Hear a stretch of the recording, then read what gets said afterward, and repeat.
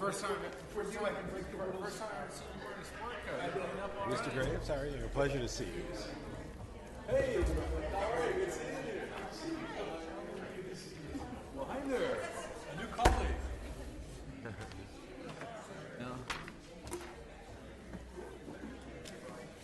This is my set, or this is my set? This is your set.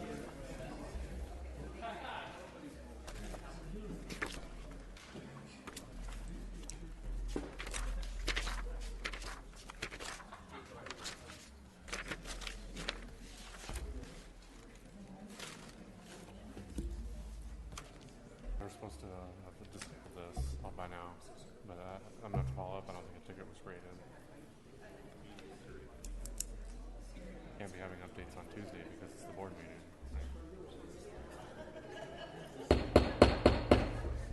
All right, good morning, everyone. Thank you for joining us today for the meeting of the Tulare County Ad Hoc Committee related to strategic financing.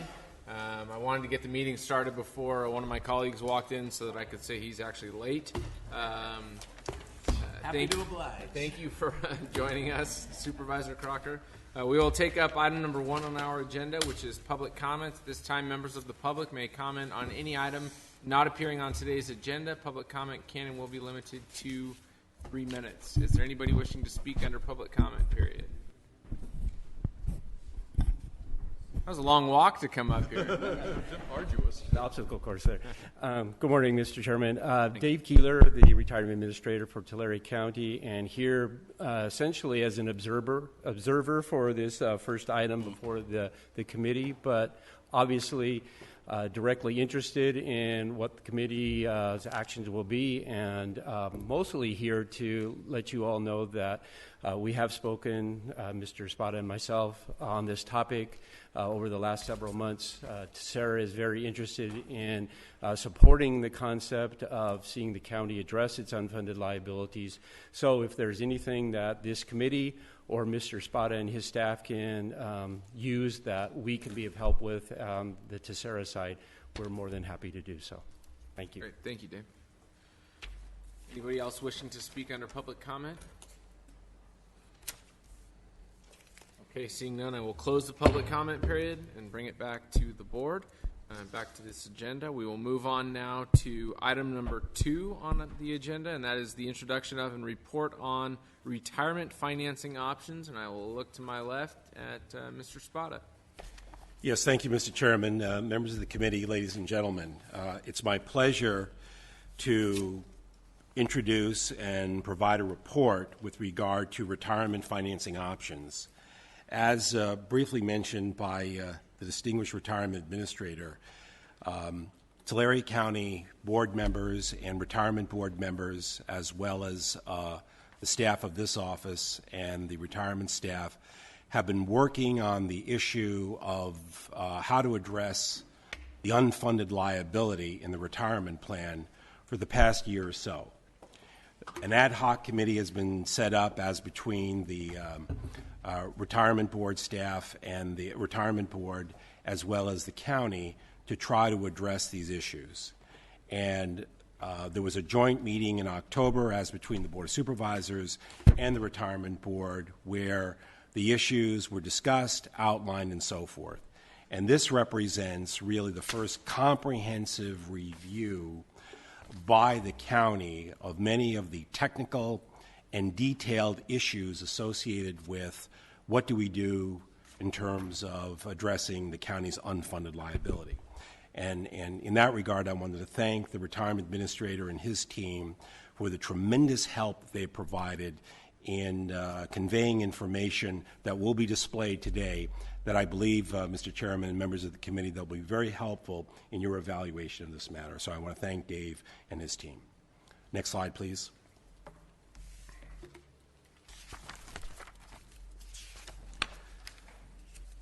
All right, the first slide essentially sets forth the outline of what our presentation today will include. First one is the introduction and background, where I'll set forth the unfunded actuarial liability, the annual contributions that have been made and will be made by the county pursuant to a 19-year layered closed amortization plan, which is basically the intent of this plan is to pay off the unfunded liability, which at the present time is about $239 million. In addition, there will be a number of issues to consider. First and foremost, fundamentally, is there a need for fiscal action by the county to address the unfunded liability? Moreover, we will also be talking about a relatively new concept to the county, which is an Internal Revenue Code Section 115 trust, which would be a companion investment vehicle associated with any debt issuance if that were the inclination of the board. Then finally, we'll be talking about a number of risks in terms of assessment and management of those risks, and I'll outline a number of risks that have been pointed out by the Government Finance Officers Association, otherwise known as GFOA. Finally, we will have presentations by three very distinguished financial experts representing very experienced investment firms, financial firms that have national experience. We'll have a representative from Raymond James, a representative from K&N Financial, and a representative from PARS that will outline a number of the issues as well as the options, the opportunities, and the risk associated with how to address the unfunded liability. Next slide, please. Okay, some background.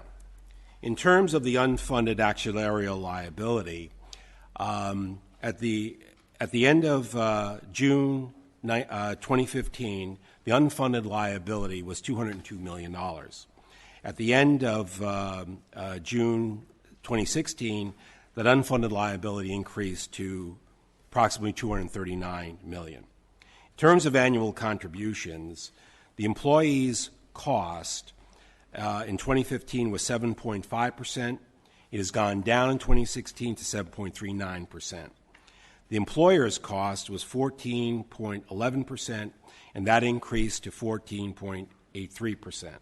So looking back a year ago, the total annual contribution as a function of percentage was 21.67%, and this year it increased to 22%. And I'll have several slides that will provide specific financial data giving more depth to these percentages that I just outlined. The next item, no, go back, thank you. The next and final item on this slide is the 19-year layered plan. The Retirement Board, in conjunction with the Board of Supervisors, has approved what is known as a 19-year layered closed amortization plan as a vehicle through which to pay off the $239 million. As a consequence, the contributions, the annual contributions, will increase and over time increase dramatically. And we will have a slide that will really pinpoint that dramatic rise in annual contributions. But essentially, this is a payoff plan. The important caveat with regard to this plan is that the unfunded liability could increase over time.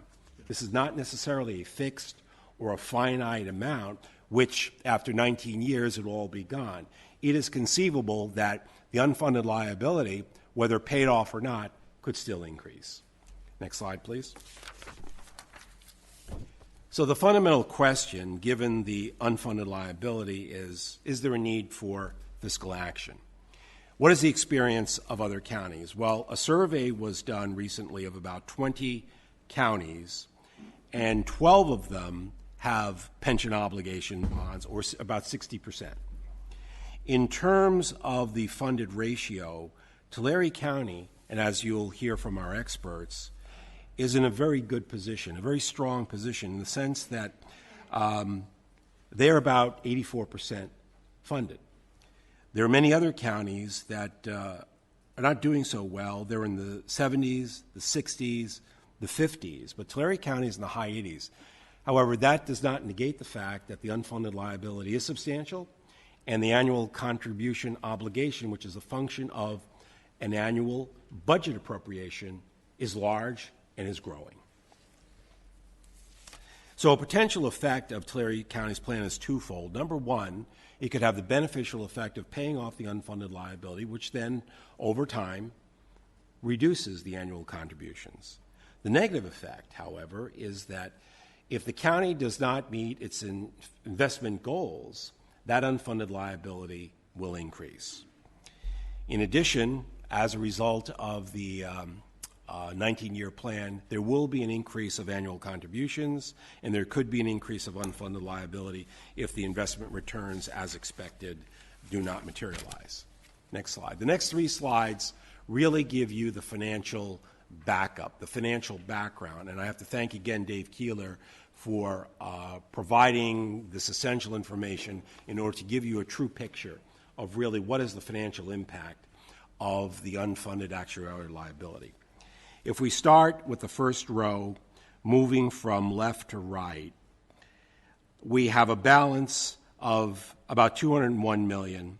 The amount attributable to interest of the annual payment is about $15 million, 14.6. And the amount attributable to paying off the principal is $1.7 million. So out of the $16.3 million in the annual contribution, 14 of it is interest. And then if you keep going down, let's go to the third column, amount attributable to interest, you see 14.6 million, 14.5, 14.3, 14.053, and on and on and on. You'll see that that is a substantial amount of the annual contribution, which goes to paying of interest. Next slide, please. Another question came up is, okay, well, how are we handling our losses, and what amount of interest is attributable to the payment of past losses generated primarily from the Great Recession, 2008, 2009, if you will. So starting in 2016, there was an outstanding balance of about $38 million in paying it off. 2.7 was attributable to interest, and 211 was attributable to principal. And the total is 2.9. And if you keep going down the column, you'll see that the substantial figure here in paying it off goes to the interest in order to pay off the losses. Next slide, retirement contributions. Starting in 2016, the employer's normal cost or annual cost, not including UAL, was $18 million. To pay off the UAL, 19, for a total annual contribution of $37 million. That's about 14.8%. And then continuing to the right, the employee's contribution is $18 million or 7%. So essentially, the county pays double than the employees. And half of that contribution goes to paying off the UAL. And if you keep going down, and this is important, you'll see the jump in the employer contribution. 2016, it's $37.9 million. 2017, it's $43.6. 2018, $49.5. 2019, $52.1.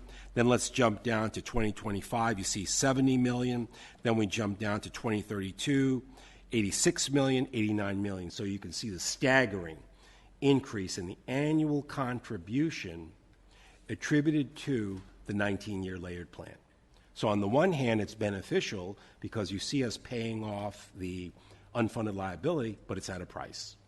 And the price could be, since there are limited funds in our general fund, at what price elsewhere?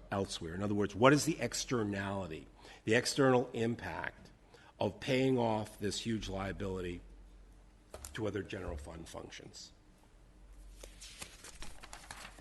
All right, next slide, please. So what are the types of financing? The primary tools that you will hear today from our experts are pension obligation bonds and lease revenue bonds. But what are some of the pros and cons? Well, the pros, obviously, is that the county eliminates a staggering unfunded liability, and it also, over time, will reduce its annual contribution. But what happens if we do venture into this financial thicket? What are potential risks? They're capsulized and concisely summarized by, I believe, the Government Finance Officers Association as follows. 1, the invested POB proceeds might fail to earn more than the interest rate owed over the term of the bonds. leading to increased overall liabilities for the government. I've touched on that one already. 2, POBs are complex financial instruments that carry considerable risk. 3, issuing taxable debt to fund the pension liability increases the jurisdiction's bonded debt burden and potentially uses up debt capacity that could be used for other purposes. 4, POBs are frequently structured in a manner that defers the principal payments or extends repayment over a period longer than the actuarial amortization period, thereby increasing the sponsor's overall costs. 5th and finally, rating agencies may not view the proposed issuance of POBs as a credit positive, particularly if the issuance is not part of a more comprehensive plan to address pension funding shortfalls. Next slide, please. We've been discussing for the past few months another option which could be considered a loan, or it can be considered in tandem with any kind of debt issuance, be it pension obligations bonds, lease revenue bonds, or some other vehicle that's available. A Section 115 trust is really designed to assist the county with regard to stabilizing any spikes that may occur with respect to the annual contributions that need to be made. The benefit is that in the event that there is a spike, let's say you go from 30 million to 40 million, what happens? Well, since the contribution, the annual contribution, is a general fund obligation on an annual basis, we would have to find the funds from some source, from some financing source. If you go to the general fund itself, that means that there has to be perhaps reductions in the growth of departmental targets, or maybe even a reduction in the base of departmental targets. So the IRC Section 115 trust is intended as a vehicle, an investment vehicle, whereby there is an amount deposited and then it's invested to generate interest. The principal plus the interest then are used as a stabilizing force in the event that there is an unforeseeable spike. There's another purpose associated with the IRC trust, and that is to pay for medical benefits, but that is something that's really not on the table here. It's essentially what we're looking at is what happens if there is an untoward increase in the annual contribution. We will hear from an expert that will talk about the setting up of the trust administration, and the annual costs. Okay, risk assessment and management. There are a number of risks. You've heard from the GFOA. Essentially, stock market fluctuations can result in uncertain investment returns. I also mentioned the volatility of the contribution rates. Over time, they're going to be increasing. There is a potential of, and this is a positive in a sense, of excess earnings probability. That is, if the earnings from the investment of the proceeds do very, very well, the excess of that has to go to pay a supplemental benefit reserve, which is to help the retirees with regard to the inflationary effects of their retirement benefit, as well as helping the county with regard to its annual contribution. So it's a 50-50 allocation with regard to excess earnings. I don't think we're really going to be in that situation, but in terms of full transparency, that is a possible benefit and detriment of this investment.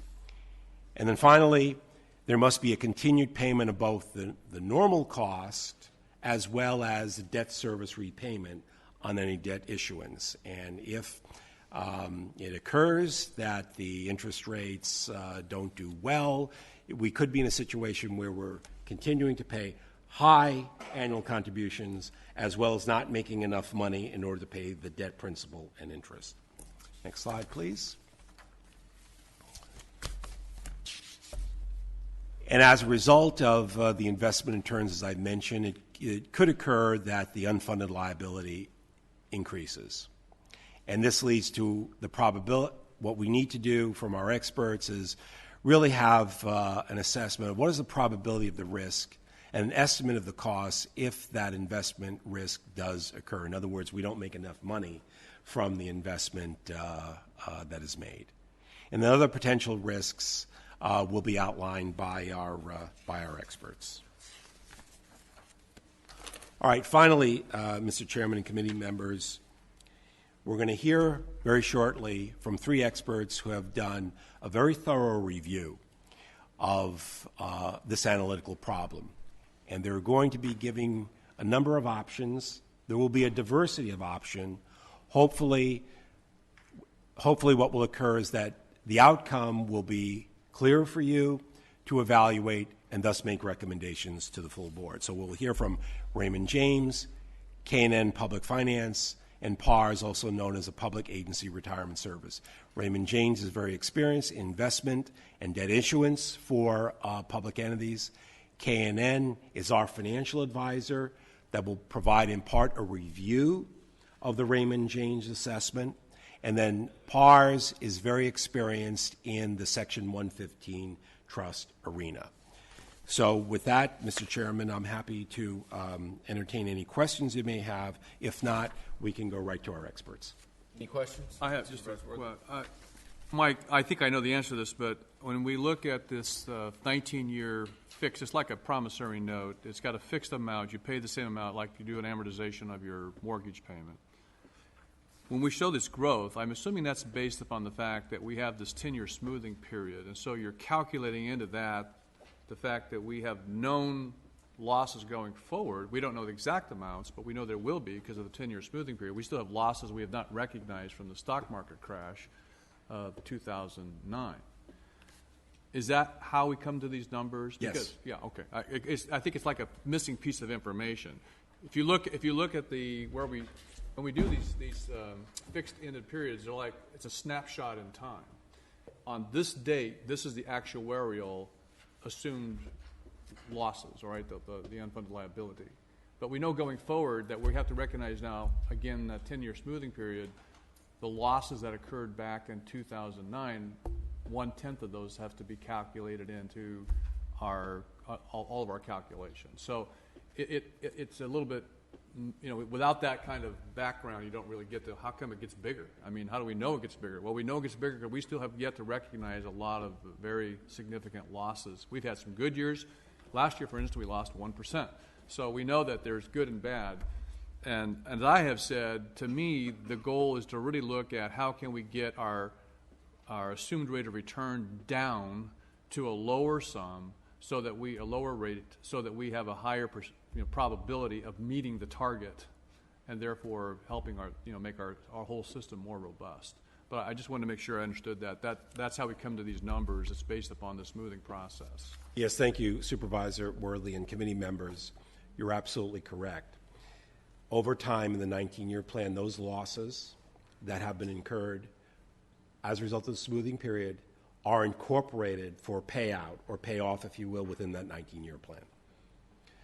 In addition, you may hear from some of our experts today precisely about the issue that you're raised about buying down the assumed rate of return.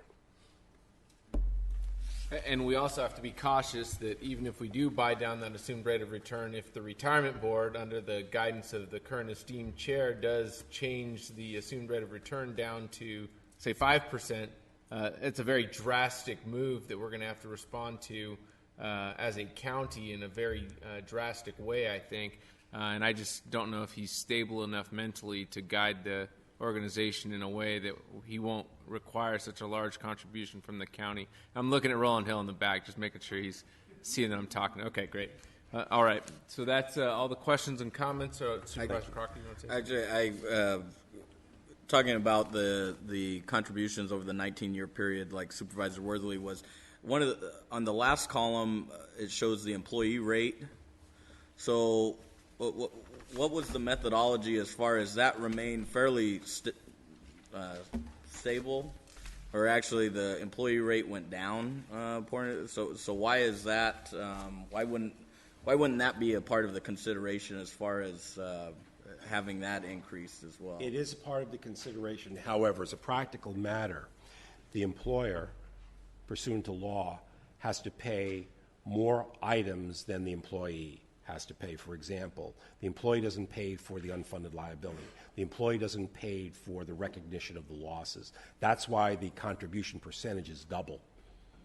And another thing to add to that is that we also have a change system under PEPRA, so there is a reduction of benefits, which results in a reduction in the amount of contribution by both the employer and the employee. But one thing to point out, that if we looked at reducing the rate of return assumption, that will have an effect of increasing the employee and the employer's contribution. So it's something to keep in mind. But it also shares the risk in a way that right now is borne 100% by the employer. Would that have any effect on helping with the unfunded portion? No, it will not help the unfunded portion, but what it will do is help cut the losses. So as we look forward, going forward into the future, if we think the 7.5% is an unsustainable rate of return, we're only creating greater losses for the future. Whereas if we reduced it something that's achievable, then we're not creating greater losses, and we're sharing the risk with the employees. Right now, it's borne 100% by the employer. One question I do have for you, Mike, after Supervisor Crocker's question made me think. When you did your survey of the 1937 Act counties, what is the average employer versus employee contribution rate? Is that different? Does it vary, or is it fairly consistent amongst 1937 Act counties? Well, in the survey that we have here, and you do have a document in your packet, you can see the county rate. This only reflects the employer's rate. Yeah, that's why I was curious for employer-employee differences amongst. It may be. We would have to do further research, and this item will most likely be continued. But the 2-to-1 ratio is a rule of thumb. Okay. But it will vary because 60% of these counties have pension obligation bonds. We don't have any debt associated with that. Okay. So we don't know what their UAL extent is. So we don't know how much debt they're paying off. So the rates could be different, but 2-to-1 is a rule of thumb.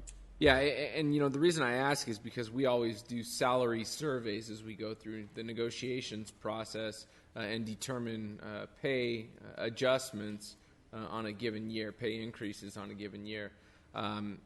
We don't ever really look at how we compare to our peer counties and that same group of counties that we compare ourselves for a salary survey based on a retirement contribution survey. And maybe that's something that we want to look at. I think it's important that we are amongst our peers for retirement purposes as well. That's an astute observation, and we will gather that information and supply it to the board as well as the committee before the next meeting. All right, thanks. Any other questions, comments? All right, first up, Raymond James.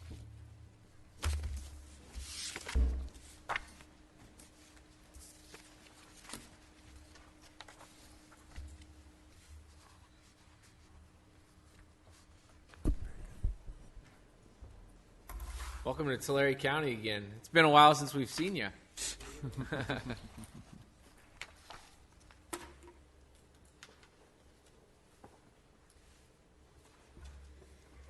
Great, thank you, Mr. Chair and members of the committee. My name is Rob Larkins. I'm with Raymond James in San Francisco. I've been doing California public finance for 34 years, primarily focused on counties, and had the pleasure for going back quite a Rob, bit. would you speak into the mic? I'm sorry. There you go. You can raise it up a little bit. Yeah, and actually you can raise the whole Whole podium. thing, whole There's a podium will little come up with you. switch on the right-hand side up, and you can raise the podium with that. Out there, Cat. Fancy. we don't have stuff like this at our shop. Well, I mean, I know you got to enjoy being in Tulare County a lot more than San Francisco, so we welcome you to our county. So nice to see our technology is better than theirs, too. It's very effective. Thank you. Is that better? Yeah, much better. Okay. Thank you. So I'll start with Mr. Chair and members of the committee. My name is Rob Larkins. I'm a managing director with Raymond James. This is my 33rd or 34th year of doing California public finance, including work for Tulare County, going back into the 90s, and have done quite a lot of pension-related work. Some of this may be redundant with Mr. Spada's presentation, But we always kind of approach this from a contextual standpoint before jumping right in. So next slide, please. There we go. Recapping the current situation, and again, I apologize if some of this is redundant, but it's kind of a sequential approach to our looking at it. The aggregate liability as of the last valuation was $238 million, $200 million of which is attributable to the initial unfunded liability, and as Mr. Spada said, that's being amortized over a closed 19-year period as a level percentage of pay. And Supervisor Worthley, that may also speak to your earlier question, that the actuaries back into a contribution amount such that as payroll grows at an assumed rate, in this case 3%, the county will make a level percentage of pay every year. So they sort of start at the end game of how do we amortize this liability over the target period and come back to based on payroll and the assumed payroll growth rate. So from a budget standpoint, you have a wedge in terms of a constant percentage of pay. And then the experience loss is being amortized over a similar period, and experience losses can include investment loss, and you'll also have things like mortality experience being different than projected. So all the things that sort of varied from the assumptions get wrapped into an experience loss. Embedded in the county's amortization payments, as Mr. Spada's chart showed, is essentially a carrying cost, which is equal to Sarah's assumed earnings rate of 760, which we understand is being phased down to 750 in increments of 5 basis points. I would note that the county's CAFR actually says that's going down to 7, so I don't know what the correct fact is. But the CAFR actually says that you're going to ratchet that down to 7 in 5 basis point increments. On a funded ratio basis, both actuarial and market, you're actually in very good shape relative to your peers. So I don't think it's a funding issue in terms of a rating or credit rating or market perception. Next slide, please. Next slide just shows the numbers behind the charts, so we don't need to dwell on that, showing the increasing amount of the amortization wedge until it's all paid off under current projections in 2035. Next slide, please.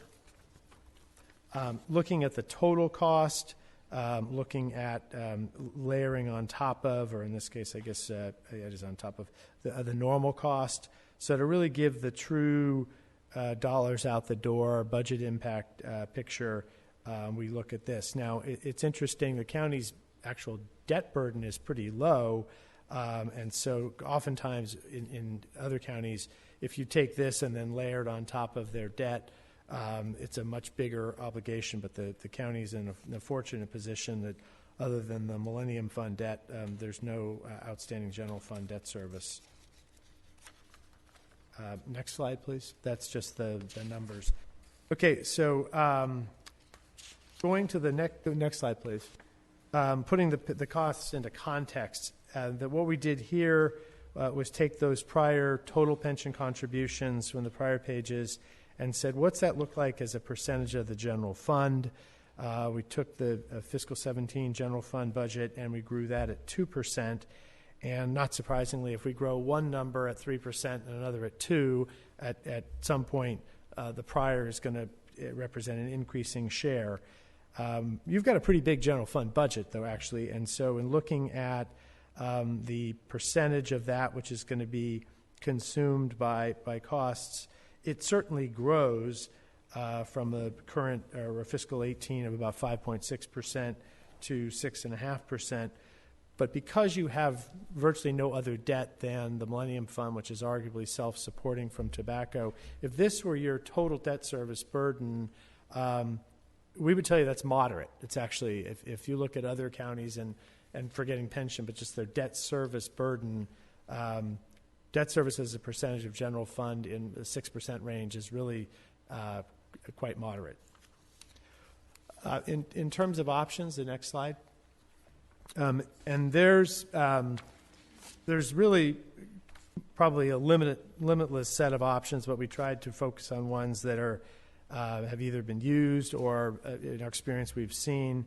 I think it's fair to say that you're not going to earn your way out of this problem.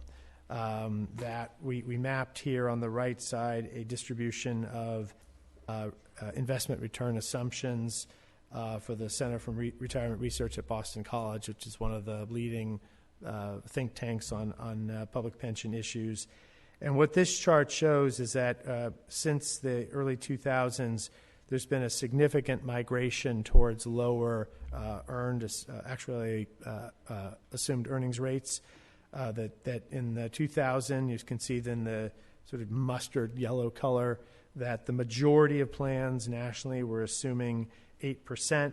That has dropped considerably, and 7.5 is kind of the norm. As you probably know, PERS is on schedule to ratchet down to 7. So there is, that's a very common theme across the nation as people are looking at pensions, that if you're in a environment where the 30-year so-called risk-free U.S. Treasury bond is at 3%, earning 7.5, 7.75 is the only way you're going to get there is with a ton of equity exposure and a ton of risk. So I think hoping for a raging stock market is not going to get you out of this problem. In terms of what are the things on the table, the county's already implemented PEPRA, and so the projections from your actuary or Tessera's actuary show that the employees per PEPRA are picking up roughly half of the normal cost. But the items sort of in the toolkit in terms of the supplemental benefit reserve, I understand that's a 50-50 split. So that's as I understand it, and the way it's booked is really a liability, not a potential asset. As Mr. Spott has alluded to, there's the notion of issuing pension bonds to refinance all or a portion of the unfunded liability at lower taxable interest rates. And I think that's important for this committee to understand is it's not an all or none proposition. You can do pension bonds to get you to 90% funded. We saw a deal done for Alameda County years ago where they prepaid 10 years of contributions and had a holiday. And then they agreed that in terms of the amortization of the unfunded liability, they had to continue to pay the normal cost. But they agreed with the Retirement Association that in year 11, we'll see where we are, and we'll have an agreement on re-amortizing what's left. So it's not an all or none proposition. We'll get into pension bonds in a little more detail, and I know the team from KNN is going to also talk about that. As an alternative, you could issue taxable lease revenue bonds and use the proceeds for the same purpose. It's an option. I understand it's probably not very popular, but you, in theory, could collapse the Millennium Fund and contribute what I understand to be in excess of about $20 million, either to improve your funded ratio, which frankly, $20 million towards 238s are not going to make a big difference. But if you're thinking about a 115 trust, that's a potential source of funding for that. You could, in conjunction with that, re-securitize your tobacco revenue on a non-recourse basis. That's somewhere in the $55 million range of proceeds. And again, we're not consultants on benefits, but theoretically possible as a fifth tier with pure defined contribution. You could go to your voters seeking special taxes, and I know we're drifting into the land of theory. But you could legally go to your voters, and as you may know, there's a handful of local agencies who have pre-Prop 13 tax overrides. The other interesting thought is the Millennium Fund debt is supposed to be paid off in 2034. The tobacco revenues, in theory, continue forever. They're also inflation indexed, which is something that pension funds find very attractive. You could commit those funds to TCRA once the Millennium Fund is paid off, and there's a present value to that. So there's a resource there, which again the inflation adjustment feature of the master settlement agreement. Inflation is what pension funds worry about most of anything, and that's a cash flow that's actually inflation indexed. It has all its risks in terms of cigarette shipments, but that's a thought. Next slide, please. The county has done pension bonds before. You're fortunate in that they were paid off, but you could do that to issue all or a portion of the UAL. The important thing in we think in terms of pensions with all of the GFOA caveats, and we think it's important to understand all the risks before thinking about it, but you can customize the repayment. Typically with 37 acts, and you have sort of one of two flavors. You can have level percentage of pay, you can have level dollar. And again, you have more flexibility as a 37 act, whereas if you were in PERS, they tell you what the shape is. Generally, there's some options there. But my point is you can customize the amortization. Now, if you had a lot of other debt, one thing we often show our clients is, gee, hypothetically, your debt's going to be all paid off in 2038 or 9 or 40. You can wrap and shape your pension bond debt around that, so as you look out over the long horizon on the budget, you have either a fixed dollar amount or a level wedge, so you have shaping potential there. And I mention that because one thing you might think about is as sort of a bridge to full implementation of PEPRA. We don't have the data from Kiron because I don't think they've run it, but I noticed in some of the material Mr. Spada sent, under general or miscellaneous employees, Tier 1, your normal cost contribution is 8.48% of pay. For Tier 4, it's 5.72. At some point in the future, everybody's going to be PEPRA. Your rate's going to drop to 5.72. Safety, Tier 1 is 18.89. PEPRA is, I believe, 11.02. That's 7% of pay at some point when new employee, everybody's in PEPRA. So that's a wedge of savings that could support something, whether it's just more contributions to the fund for the unfunded liability component or POB debt service. But I think there is a play there in terms of a transition to PEPRA. The risks, which I know David and Bobby from KNN are going to get into more, it fundamentally is if you're borrowing at 5.5%, you give the money to Tessera in one lump sum. Over time, if they don't earn that, then you've lost money. It's as simple as that. The upfront contribution of a lump sum can exacerbate that because and there are issuers who did pension bonds before the .com and lost 30% the next day. Pension bonds require a judicial validation. It's a superior court proceeding that's statutorily prescribed. And based on your current ratings, we think that the pension bonds would generally be rated about A+.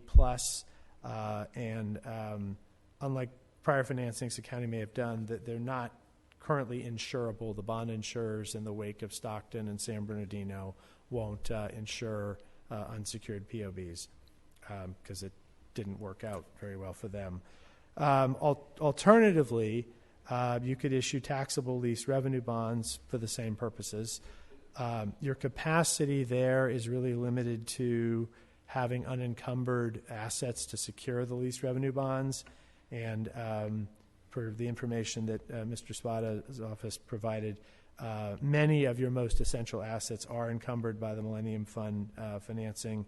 But unlike pension bonds, the lease revenue bonds do not require a validation and we generally think would be insurable.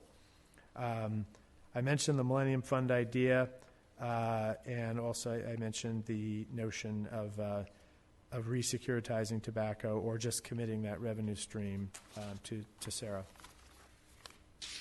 I think our view, next slide, sorry. Our view is, I remember when one of the elections, they were talking about energy policy and is it nuclear, is it renewable, whatever, and somebody's position was it's all of the above. And I think that's where we generally see pension funding is it's a combination of components, benefit changes, and that can be both in the terms of the payout or contributions. Pension obligation bonds could have a role, or lease revenue bonds, tobacco securitization. I think Mr. Spada made a point. GFOA, the rating agencies, everybody. If you just do pension bonds and dump a bunch of money into the system, that's generally not all that favorably viewed by the rating agencies. They want to see that there's a plan, whether that plan is in conjunction with the reduction in your projected UAL contribution or other financings. We did a financing a year or two ago for a town in Connecticut that had a legacy system. They were going to run out of money in 5 years, out of money. And so we did a combination of pension bonds to reliquify the pension fund, but also the town committed to a funding plan so that in total they had a reasonable prospect of solvency, and it was sustainable from a budget standpoint. But I think, as I noted, so just adding more money doesn't address the underlying actuarial dynamics, and I think certainly a big part of what you should look at if you go down this road is, because it was alluded to in one of the materials provided to us, the next valuation is most likely going to reflect the new mortality tables, and defined benefit is the gift that keeps on giving. That as people live longer, that adds to your cost, and as Mr. Spada mentioned, the employer currently bears 100% of that responsibility, which is an interesting policy thought. I'm not recommending it, but that when the deal was struck and expected mortality was 78 or 79 versus 90, who should pay for those 11 years? That's just something to think about. We notioned that the idea of pension bonds and lease revenue bonds can be structured with a customized repayment schedule, which we think is good. They can be shaped to mitigate the general fund burden, but they are clearly not risk-free and important to address all those risks. The other thing I forgot to mention is in looking at the totality of this, it's one thing if you're going to ratchet down to 750, and my assumption is that each of those 5 basis point increments, which would create a new unfunded liability, will be amortized over a 19-year strip. Are they a new 19 years, or is it a stake in the ground and they all stack up against 2034? If you're going down to 7, that's 10 additional strips of 5 basis points a year, which will create new unfunded liability. I think for everyone's benefit to know, if that's where you're going, all things being equal, how much does that additional 50 or 60 basis points of reduced rate increase your undefinability and your employer contribution? Because I don't want to be the guy when you do the financing and come back 2 years later as a new unfunded liability and you said, well, we thought we took care of the problem. And then we mentioned the Millennium Fund, which I don't need to say any more about that. So that's all I have. I'd be happy to take questions. Any questions or comments? Just a comment. I hadn't thought about the Millennium Fund, and of course it's been a very positive thing for our county, because at the time, without the Millennium Fund, we really had no funds available for the maintenance of our existing buildings. That's been the core of what we've used. But I hadn't thought about the fact either with the POBs, because we do have the security of for that Millennium Fund that does tie up some of our property, which would limit then our ability to do the POBs. Anyway, just an interesting concept. And we might look at other sources of revenue, such as what we're seeing from the Acres property as being maybe a substitute for the Millennium Fund or something of that nature. But anyway, interesting thought, and not given any consideration to that. Docker? Okay. All right. Thank you very much, Rob. That was a good presentation. And I do think that, the doing 100% of any one of those options isn't really going to be the option. I think we're going to have to look at a mix of options to really get us where we want to go, because I think that's going to probably end up being the least risky approach, is some combination of the options you suggested. Great. Thanks. Thanks for your time. Thanks, Rob. All right. Next up on our agenda, we have a presentation. I believe it's from KNN. Dave.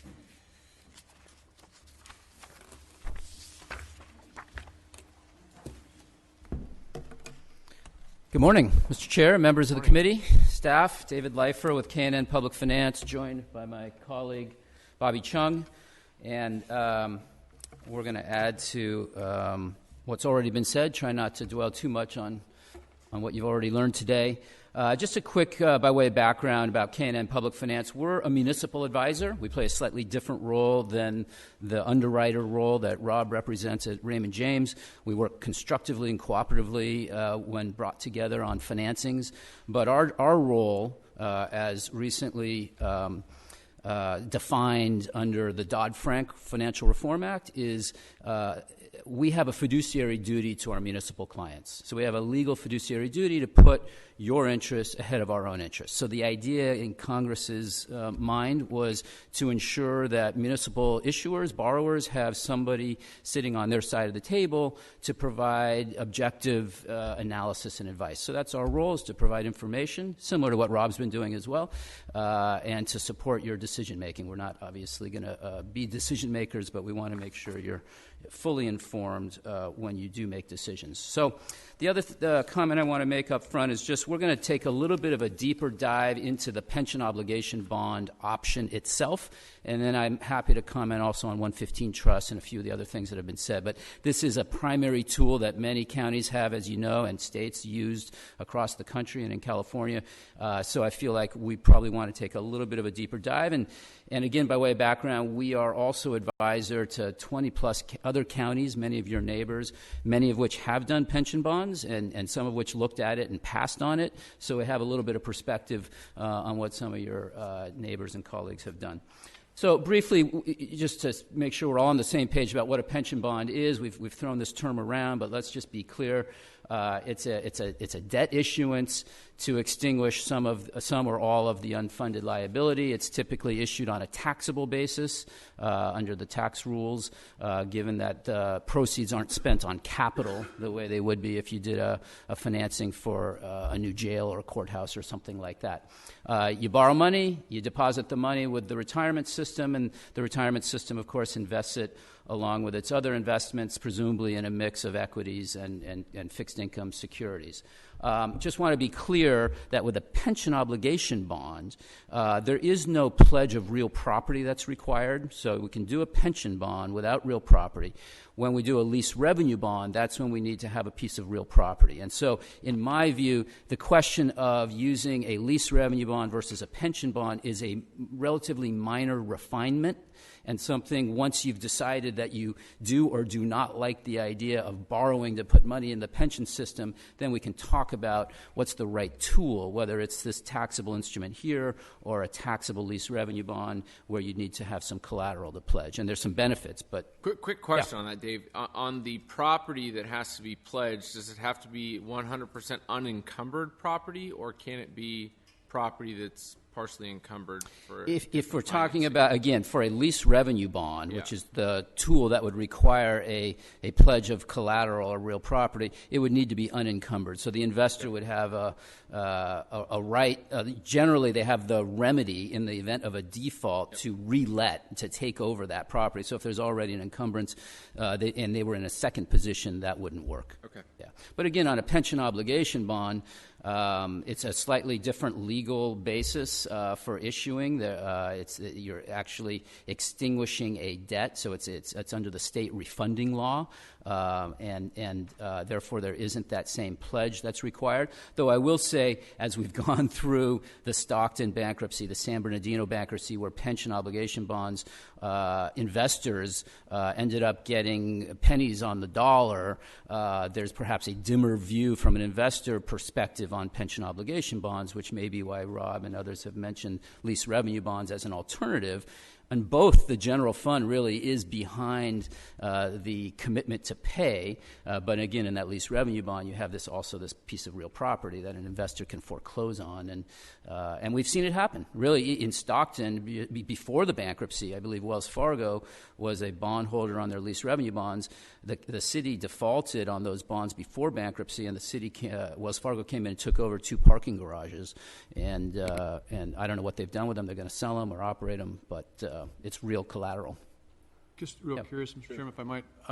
Given what you're just saying, one would expect that if you have one debt which is basically secured and another which is not, there would be a significant difference in interest rates charged. Are we seeing that? Are POBs significantly more expensive in terms of higher rate of return by the investor demand versus the POBs? I think recently we have seen a shift in that direction, and as Rob mentioned as well, the bond insurers have become gun-shy on pension bonds, whereas they would probably be willing to sell an insurance policy on a lease revenue bond, and therefore you could purchase their higher AA rating that the bond insurers have now. So I think that might be the case. So again, if the county said yes at the end of this whole discussion over time, there was interest in doing a bond for pension-related, purposes, then we start to say, okay, is it pension bond or is it lease revenue bond? With all these considerations about collateral, the millennium borrowing, the tobacco borrowing, where you already have assets pledged, what's the right tool to use? And in both cases, though, the general fund is on the hook. I mean, that's at the end of the day, and there certainly shouldn't be any expectation that we're going to default on our bonds. So, but the point is a good one about possibly getting a lower rate using a lease structure rather than a POB structure. General fund is always on the hook. General fund is on the hook. Yeah, whether you do a bond or you don't do a bond, right? I mean, that's the reality. Yeah, I'm afraid so. So again, a pension bond, we borrow a sum of money, we give it to the retirement system, we extinguish some or all of our unfunded debt, and we trade it for bonded debt. That's the concept. And as Rob mentioned, the county did previously do a $41 million pension bond, which has been paid off. It might be interesting to go back and look at that one. And I've got some charts showing when you borrowed and what happened to the stock market and what happened to the fixed income market during that time period, somewhat illustrative. So moving on, I put this graph in. I think it's helpful because, Supervisor Worthley, you mentioned the ascending slope of the 19-year amortization of the unfunded, right? So that's a picture of that ascending slope. The blue bars are the amortization, or the remaining 17 years of that amortization. This is the UAL, including its 2016 experience loss, so about $238 million. So those are the blue bars. So that's, in one sense, the debt you have now, right? We've all talked about this liability you have owing to TSERA at this assumed rate of 760. Rob mentioned appropriately, if that rate is ratcheted down to 750 or even further to 7%, or God forbid to 5%, you're going to have some new bars, right? You're going to have a whole new unfunded liability that's layered on there. So, but this is the snapshot in time, as you appropriately said, Supervisor Worthley, and that's the blue bar. And so, what does a bond do? Well, in the short run, I think there's real budgetary savings from a bond if you can borrow at a rate below the actuarial rate. So we dropped in these red bars or orange bars. And we, in this case, structured the debt service to create a level dollar savings versus the amortization of the unfunded. So we created an ascending slope, not uncommon in a pension bond, to mimic the UAL amortization. As Rob mentioned, there is flexibility to structure the debt any way you want. You could have a level debt, which literally pays the same each year. And in the early years, you might be paying more in debt than you're paying to TSERA. So that bar would be up a little higher over in the early years. But on the later years, it would be well below, and you'd have a lot of savings on the back end. And we could calculate the PV difference of all that. Most counties that have done pension bonds have done something like this. They certainly don't want to incur a debt and have a bigger payment obligation from a budget point of view in the early years than they already had. But conceptually, it's doable. So here, by the way, we've also indicated, as Rob mentioned, we indicated a borrowing rate for 20 years here at 5.5%. That's probably a bit conservative. Rob, I think in his presentation, showed 5% to 5.5%. It would depend on a lot of things, the market and the rating and all of that. But I did see in the materials that had been presented earlier, there was reference to a rate of like 2.85 or 2.8%. That seems unrealistic to us for a taxable municipal bond at 20 years. And I think, Rob, you'd agree with that, right? Yeah. So we're talking in this range. And that's another reason why, if there is a plan to bring down the actuarial rate to 7%, say, or lower, that's relevant, not just because you'll find you have a new unfunded liability, but that cushion between our borrowing rate and that actuarial rate suddenly starts to get a little thin, or thinner, and might create more discomfort about the idea of borrowing to begin with. So we can calculate, we can run this scenario and calculate PV savings, and we've estimated some present value savings here of almost $30 million over the 20 years. And you say, hey, this is a home run. Why wouldn't we do this, right?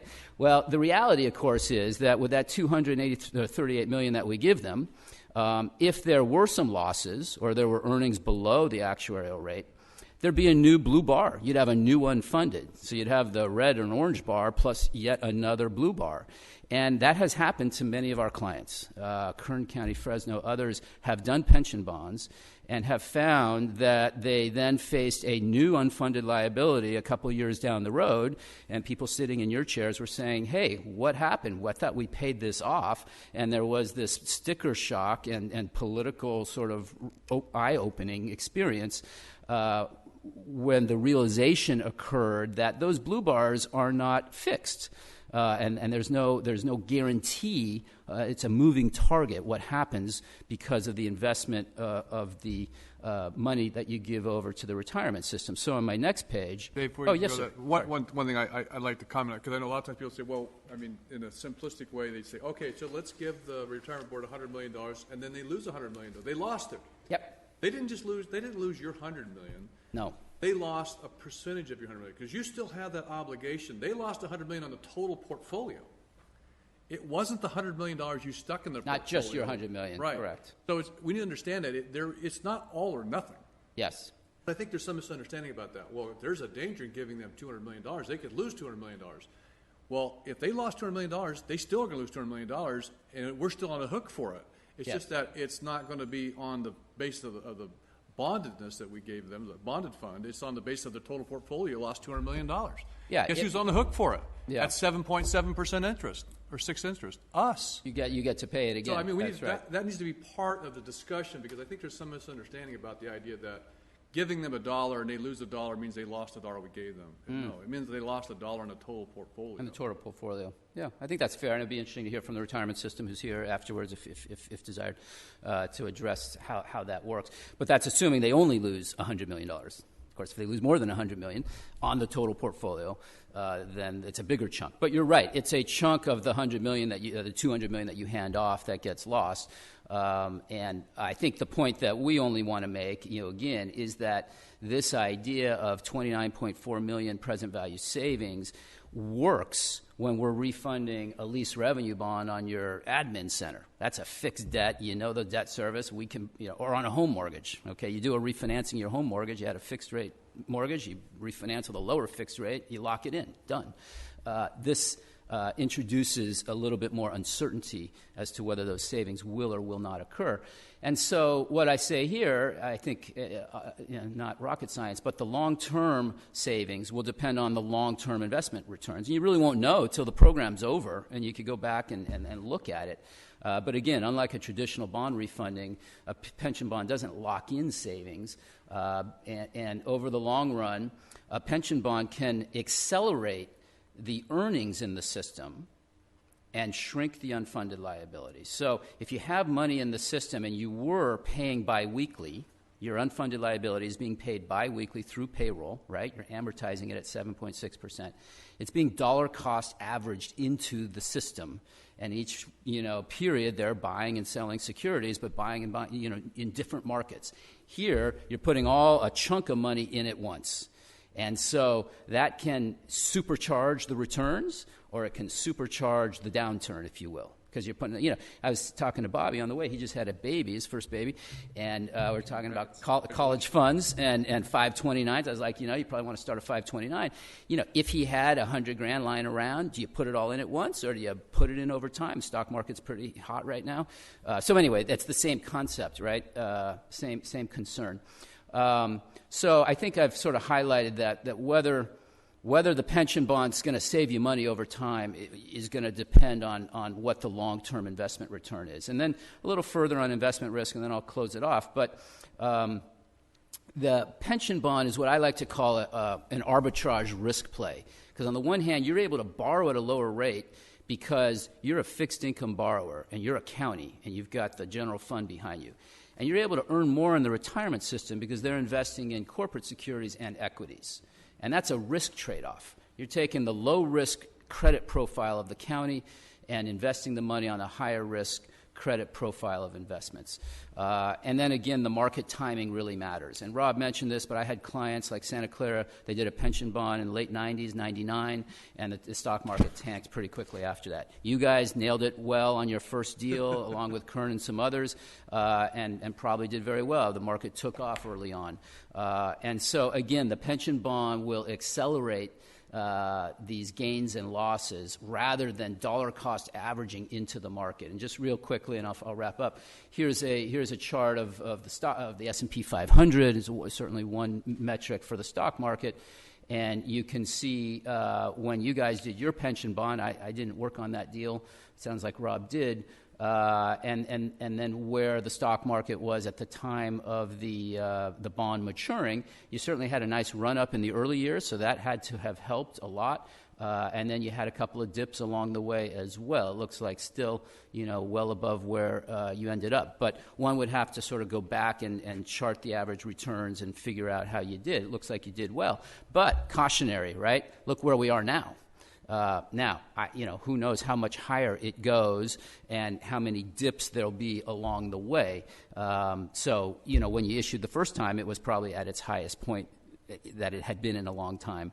But here we've had a substantial growth, obviously. So that's why even I come to this with a big note of caution right now. Like, I would hate for you to do a pension bond, certainly for the whole amount, and then the board comes back in 3 years and say, hey, why do we have this new unfunded liability? You forget the lowering of the actuarial rate just because of investment returns that are below the actuarial rate. So, and then here is this is a graph of the 10-year Treasury, and the reason I use this is because the bond itself would be priced as a spread against this taxable index, basically. So pension bonds and the 20-year pension bond might be the 10-year Treasury rate plus 200 basis points or plus 300 basis points. And so what this table is showing us is that, if you were to do a POB, this isn't a bad time to do it because the borrowing rates are a little lower in the taxable market than they have been in recent history. Of course, TSERA is looking at this also because they have a portion of their investment portfolio in fixed income securities. I don't know if they're in governments, they're probably in corporates, but that portion is lower yielding now than they've been in a long time, as anybody on a fixed income knows. So finally, I think this is my last page, just a couple of final considerations. One, there's always the risk of overfunding. I know that sounds like a problem that we all could be happy to deal with, but I've seen situations where you do the POB for the full unfunded, you have a strong investment return for a period of time, and you have the potential for overfunding. That certainly could create pressure for increase in benefits from labor groups and others. That's certainly a possibility. But I want to address this issue of the supplemental benefit reserve for a minute, and not sure I fully understand it myself, but if in years when you're earning higher than 7.6%, a portion of those earnings are siphoned off into supplemental benefits, that presents a little bit of a concern for me in terms of a pension bond, in terms of achieving that actuarial rate, because there are going to be plenty of years when you're below the actuarial rate, like 3%, 4%, 5%. And if when you're above 7.6, you're clipping it and taking it off and giving more benefits, the question is, how easy is it really to get to that actuarial rate? No, and I may not understand it well. Dave, my understanding, though, is that with our 10-year smoothing process, it's not like that 1 year. You actually have to look at the 10-year period, if I have this correctly. And I keep asking this question to make sure, and Dave is here. He knows I've asked it many times. But making sure that just because you have that 1 year where you have above... They don't start siphoning it off right then. You're saying they look at it over a long period of time. You have to look at the 10-year period, and it's only when you exceed that on the basis of the total for the 10-year that you actually have that triggering. Okay. So it's pretty rare that it would happen. Right. Yeah, that's beyond my level of knowledge and expertise. I'll be interested to hear about it and learn more about it, but it's something that I'd like to understand. If you were to say, Dave, we'd really like to explore pension bonds, I'd want to understand that point, but I appreciate the clarification. A couple other minor points. Federal reimbursement of debt service is just something I'm going to put out on the radar because pension payments are paid through payroll, right? biweekly through payroll. And what happens when the pension bond happens is you replace in the payroll the portion of the unfunded that was paid in payroll with the debt service. And a lot of your payroll is paid by federal and state sources under OMB cost plan A87 for social services, mental health, job training, all those programs. And so the feds have woken up to pension bonds and have some guidelines about it. Basically, oversimplified, they don't want to pay more under POBs than they would have paid before. So whether in any 1 year or over the life. So that idea of that flat debt service schedule I showed, where you might actually pay more in debt service in the early years than your amortization of your unfunded, that might not work for the feds, because they would be paying you through payroll more than they would have paid had you not done a pension bond. Dave, without naming the county to the north of us that ran into problems with this, can you explain how they got it? Because I understand that they issued POBs. Yes. And that included the subvented programs, but they did not get the clearance or something from the Yeah. feds. And so at this time, they're sort of sitting out there with a 100% obligation based upon the county and with no reimbursement from the feds. Yeah, what's happened to a couple of counties, not just that one, but there were others. They had done pension bonds in the first round, if you will, in the early 90s, like 93. And then in the early 2000s, when budgets were really impacted and in distress, they were looking for ways to get some budget relief. So they extended their pension bond. So let's just say you did a pension bond, you had a 19-year amortization. 10 years from now, you said, hey, we want to extend it 10 years. So that now takes us from a 19-year amortization to a 29-year amortization. Okay, that is what happened. And what happened was the feds came back after those bonds were done and issued an interpretive letter saying that was a no-go. We won't reimburse. Once you get out, to what you would have paid after, 20 years, say if it was a 20-year bond or 2019, then we'll start disallowing reimbursement.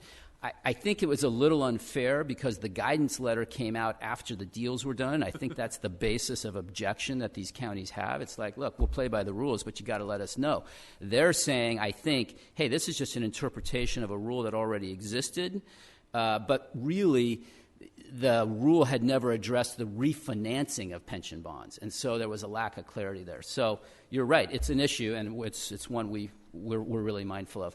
Finally, the obvious point that Rob and Mike and others have made is that if bonds are of interest, there's certainly no obligation to do the full unfunded liability, and we would certainly recommend less than the full unfunded liability. But I have to say that I'm appropriately shy right now, just given where the stock market is, about this idea of bonding. From a rating perspective, rating agencies do now more formally look at the combination of your normal costs, your unfunded portion, and your bonded debt. And so they're going to look at all that. And right now you don't have any bonded debt, and that's an envious place to be. And I agree with Rob's comment about your funding status. It's really quite strong relative to other counties that we work for, in the 60s and 70%. You're up closer to 80 or 80+%.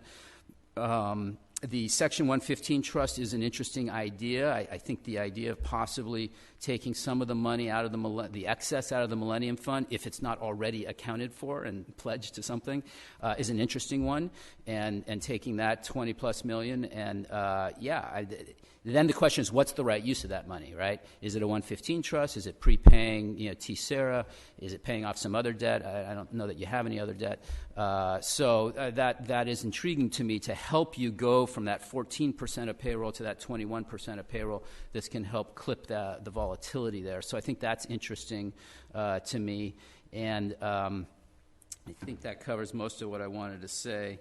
But I just mindful that many clients that have issued pension bonds have ended up with new unfunded liabilities, and I think that came as a bit of a surprise. So our job is making sure you understand that if you were to do one, that's a real risk, and just to have your eyes open about that. But I think overall your position is not a bad one, so that's good. So now we're trying to just improve it and tinker with things, and the 115 trust certainly could be a tool in your chest, as the pension bond could be. And again, the lease revenue bond to me is just a refinement. If we decide to do a bond, if you decide that was something there was interest, then we say, okay, Do we want to do a lease revenue bond to get a lower interest rate? Then what do? You got to pledge an asset. Are they all pledged to the Millennium deal already?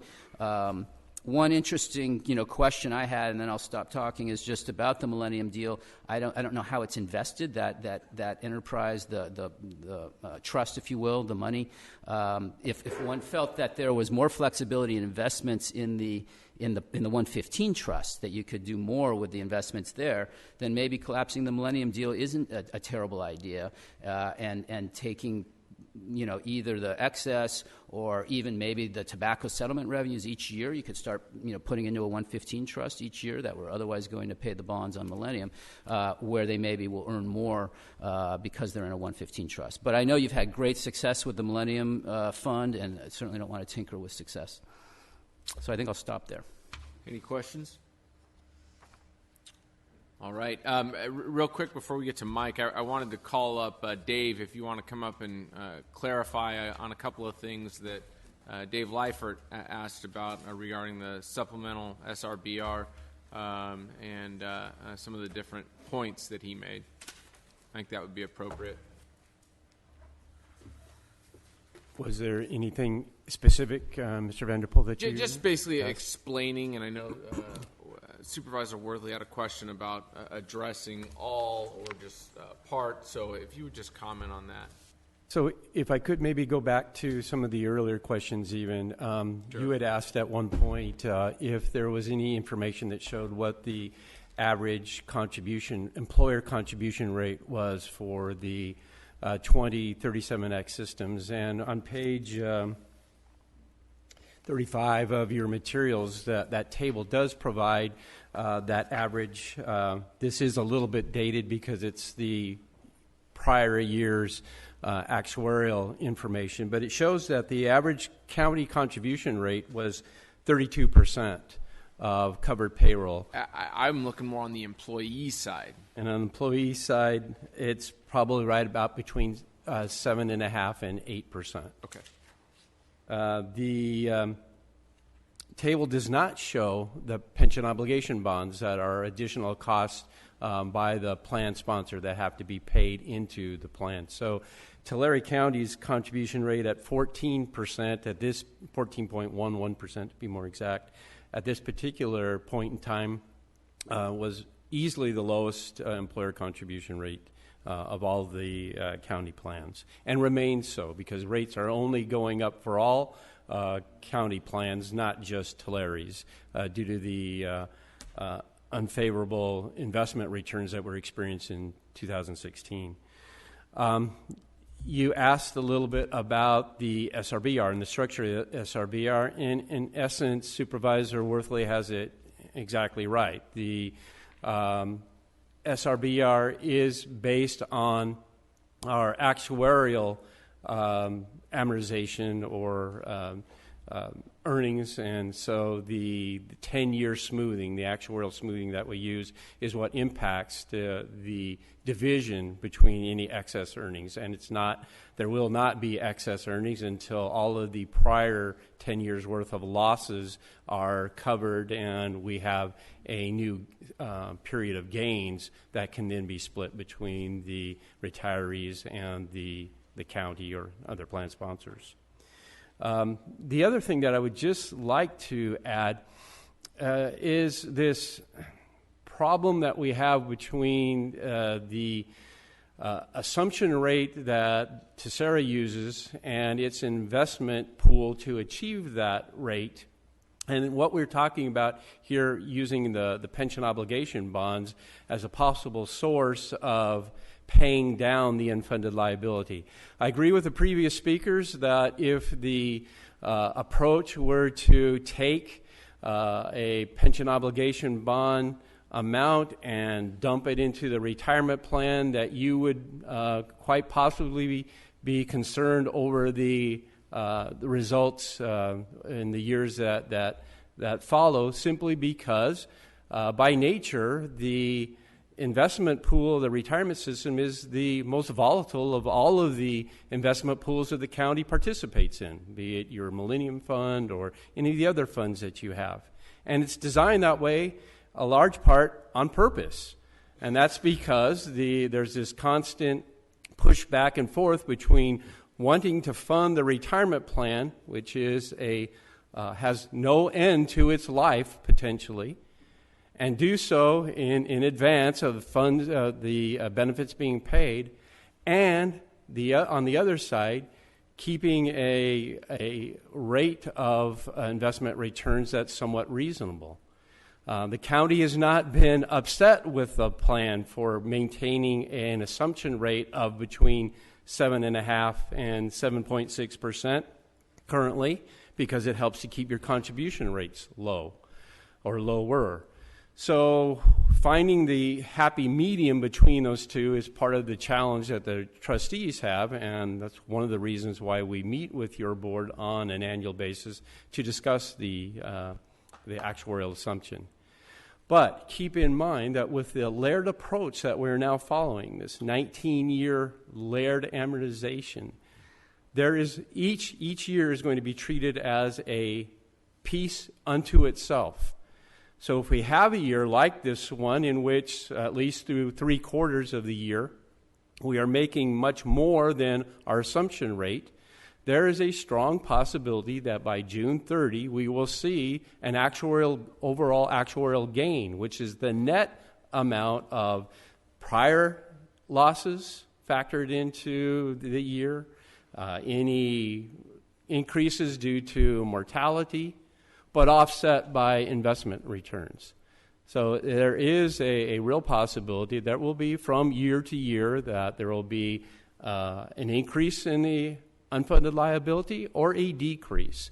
And that's important for you all to keep in mind, because if we look at pension obligation bonds, not so much as dumping the total amount into Tessera, but maybe keeping it aside in a different investment pool and using those funds as a hedge against the years in which Tessera is not able to meet its assumptions, and you're paying off just that year's net unfunded liability. Then over the 19-year regular amortization period, you will become 100% funded. So that's another approach that you may want to consider, especially in light of the fact that we have other experts here that are much more familiar with pension obligation bond structures than what I am as a retirement administrator. We receive your proceeds. We don't structure those types of arrangements, but they may be able to help you to consider that as an additional approach.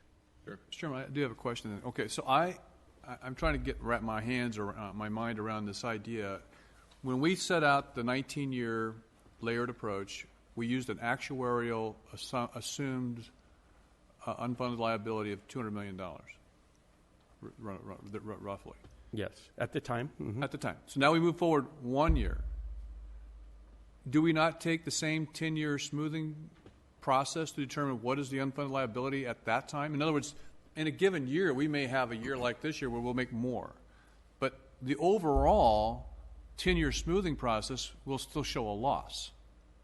Is that accurate? That is not necessarily accurate, no, because the gains in the most recent year may be such that they eclipse the overall losses, such that you could actually have a positive amount in the net difference between prior year's losses and more current recent year's gains. For example, I'll give you an example. Well, let's use this year, for example. Okay. Let's just say that nothing dramatic happens between now and June 30th. What do you anticipate you're going to earn this year? Well, through the end of March, the plan had earned over $100 million. Percentage-wise? Percentage-wise? Percentage-wise, that would be a little bit, probably about 10%. Okay. So we have an assumed rate of return of 7.55 or 7.6%. Correct. We actually earned 10. Right. So we have a gain there. That's but then a gain. we've lost, we're still counting those losses of 2009 when we didn't just lose 1%, we lost how much? going back to 2009, I mean, each year is different. Right, So, but the big years that we had- but the overall loss that still is to be recognized is $137 million. But that is not going to be recognized all in 1 year. But 1/10 of it, just like 1/10 of this year. Correct. That was my point. It seems like it's almost impossible to earn our way out of this thing because when you look at those really difficult years, until we get beyond that 10-year smoothing period, it's pretty tough to earn your way out of that mess. It is, but and whether or not it will be possible is impossible for me to say because we don't know what the future is going to bring. Right. But the smooth gains and losses that had been recorded back in 2009 left us with an unrecognized loss of about $250 million beginning in 2009. By 2014, there was a positive $7 million. So there is this possibility of at least earning something out of a loss and working your way out of a hole. Yeah. The problem, of course, is that since 2014, we have not maintained that same level of momentum and have gone back and experienced additional losses. But I think that's aside from your point, Supervisor Worthley, because what your point, I think, really is, and what should be recognized, is that how much are we going to recognize in 2017? And what's the difference of those old losses that we will recognize in this 1 year versus what we are earning in that same year? And what is the net difference? If the net difference is still an actuarial gain, then we're not going to see an increase in the unfunded liability. Right. Because an unfunded liability only changes with the net difference. Right. Okay. I just wanted to make sure I understood it. I do think. All right. Thank you. Sure. Go ahead, Rob. I want to take a stab at clarifying something, Yeah. too. The 137 that was alluded to, that's the sum of 1/10 of the prior years. So you're not going to realize 1/10 of that.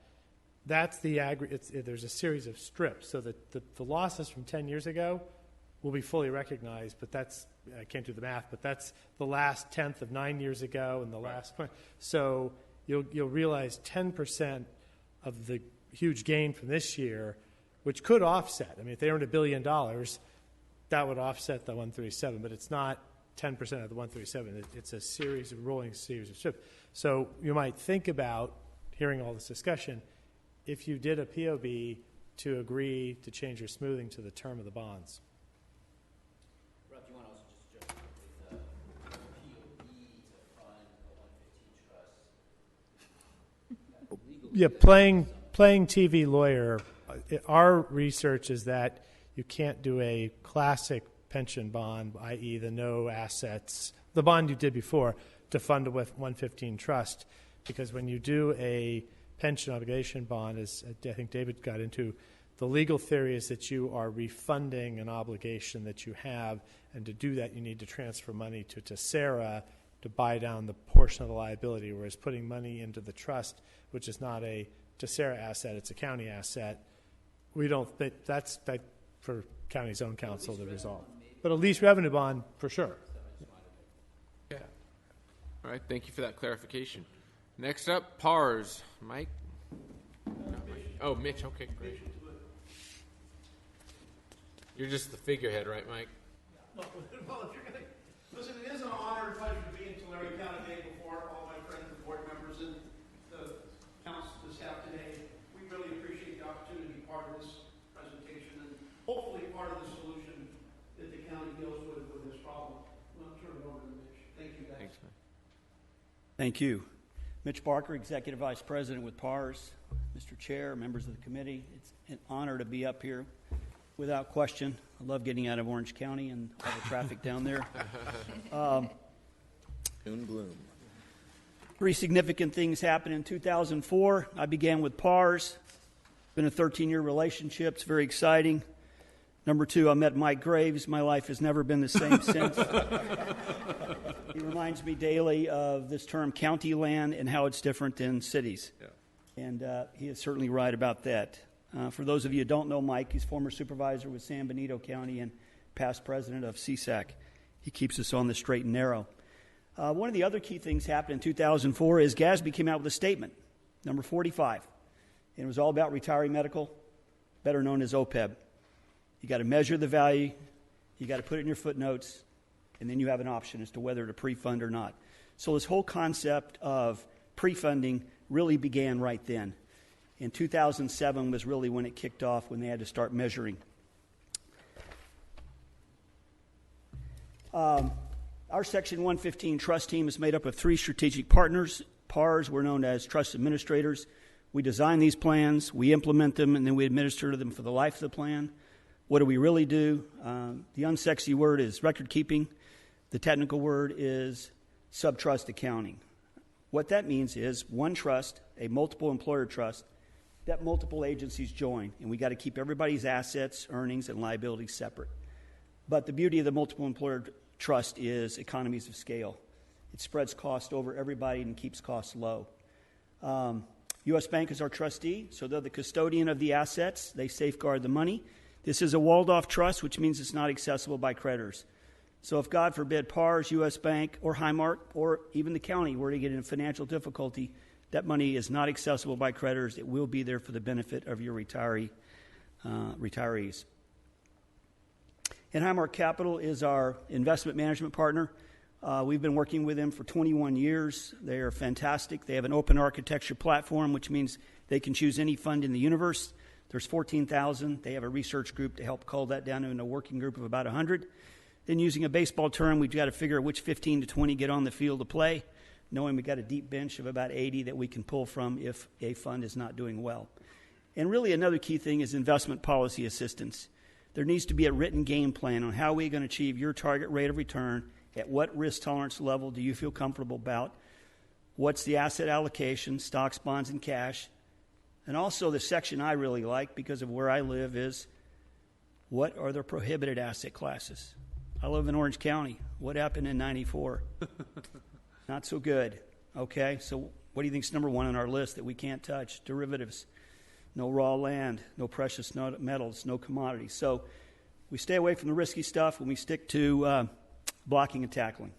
Try and do it the old-fashioned way. So that's our team.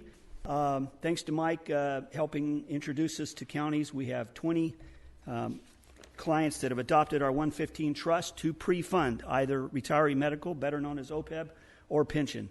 You can see the ones that have adopted for pension, which has been a fairly recent phenomenon.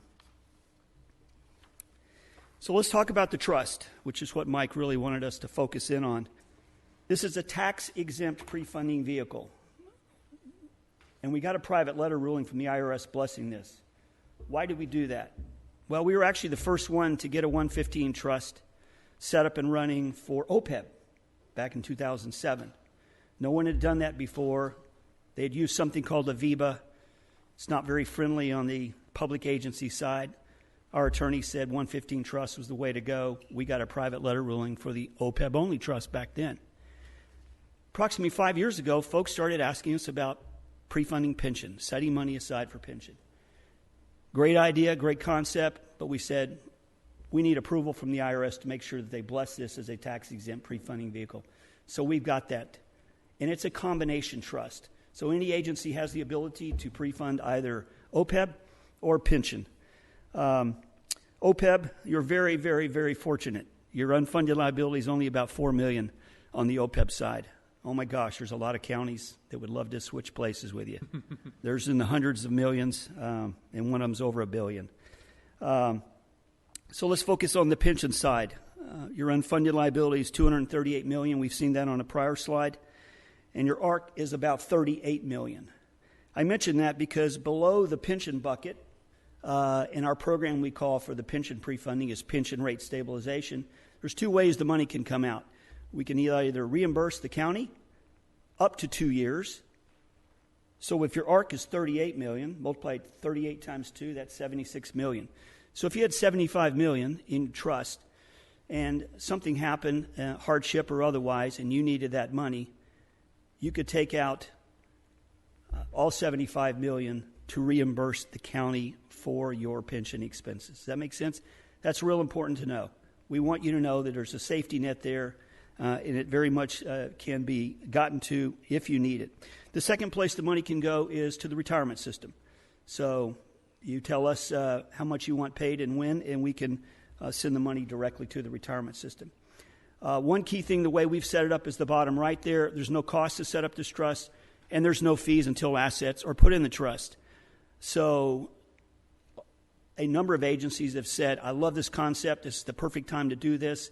We're adopting, but I don't know when we're going to put money in. We've got to figure that part out. No problem. Adopt it when the time is right and put money in when the time is right. We tried to make this absolutely as user-friendly as possible. So as mentioned, about 5 years ago, we started getting requests for folks to put money aside for pension. And we started wondering, well, what's going on here? What is pushing this forward? A number of things had happened. Number one, agencies were coming back because the economy was coming back. The reserves were getting better due to sales tax, property tax, or other forms of money.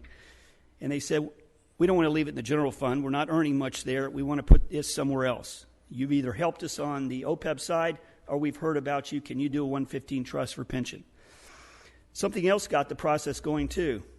GASB introduced another one of their statements, in this case 68, specific to pension. And this one said, starting in 2015, you must put your pension unfunded liabilities as a line item on the balance sheet. It can no longer just be buried in the footnotes. So that got people thinking as well. So we knew we had to do something, and 2 years ago we got the IRS approval for the pension side of the equation. And now folks can pre-fund into the trust. Point number two there in the middle of the area, if folks had reserves and they thought, well, I can leave them in the general fund or I can give them to the retirement system, at least the retirement system in Sacramento, they changed the amortization period. So if you gave them extra money above and beyond your ARC, they spread it out over a longer period of time, which de-incentivized agencies to give them extra money. I'll be honest, I don't know what the amortization schedule would be in Tessera if you were to pay extra money forward. But that certainly changed the focus for a lot of agencies. And without question, our phone's been proverbially ringing it off the hook since December 21st when CalPERS lowered their discount rate from 7.5 to 7. That sort of brought everything to pass. I looked at the actuarial evaluation in the packet that Mike gave me. Thank you, from Chiron. They showed your discount rate or assumed rate of return, same terminology, in 2000 was 8.25. So in 2015, the board voted to lower it from 7.65 to 7.5 over a 3-year period. So you see the trend line. So you're heading towards 7.5. That's where CalPERS is, and now they're going to 7. And their CalPERS folks at conferences have said, we're going to lower than that. We're going to 6.5. So you see where the trend is going. That half-point change from 7.5 to 7 for CalPERS, because I'm very familiar with that, dealing with that every day, it increased agencies' ARC somewhere between 75 and 100% over a 5-year period. Very dramatic. And the numbers are available on the CalPERS website. Any agency can now see these, including us. So the desire to set money aside for this eventual rate increase is tremendous. I sort of liken it to an adjustable rate mortgage. There's probably a number of us that have those. You know what your rate is now. You know what's going up in 5 years. What's the smart play? The smart play is to adopt a vehicle to put that money into to prepare for that rate increase. And that's what we're saying. I'm simple-minded. I think simply. I got 6 grandkids, and we go play on teeter-totters. So I talked to them about the teeter-totter effect. You lower the discount rate, what happens to the UAL? UAL goes up, the ARC goes up. It's that simple. And I think over time, my prediction is all retirement systems are going to lower their discount rate. They have to. So what are the reasons why it might make sense to use a separate trust fund to set aside pension? First is complete local control over the assets. You decide how much goes in, when it goes in, how much comes out, when it comes out, and also what's the risk tolerance level. That's the decision of the county. The only restriction is what? Can only be used for pension. That's a GASB rule. So on those two buckets you saw, if you put OPEB money in, you could only use it vertically for OPEB. If you put money in the pension bucket, you can only use it for pension. Pension rate stabilization was a term we were hearing early on before we started marketing our plan. It became clear that made sense to call our plan that. Your ARC is going to go from $38 million to $45 million. Looking at Rob's numbers over 5 years, that's about a 17% increase. If you eventually lower the discount rate more, then it's going to go up more. So I'm saying prepare for that. If money in our trust is potentially earning a greater rate of return than your general fund, now you've got the power of the money working for you in a compound interest way. Rainy day fund. One supervisor, after he heard this, he said, "You don't need to tell me anymore. I'm ready to vote right now." I love the idea that I can get to that money in an emergency to pay back retiree medical expenses, or in this case, pension expenses, because I just needed to use $50 million of my general fund to go solve a problem. And I can now backfill with your pension trust money. Love the idea. He called it rainy day fund. We now use that in our terminology. Number 5, reason why this makes some sense is addresses pension liabilities for GASB 68. This money will obviously be on your balance sheet.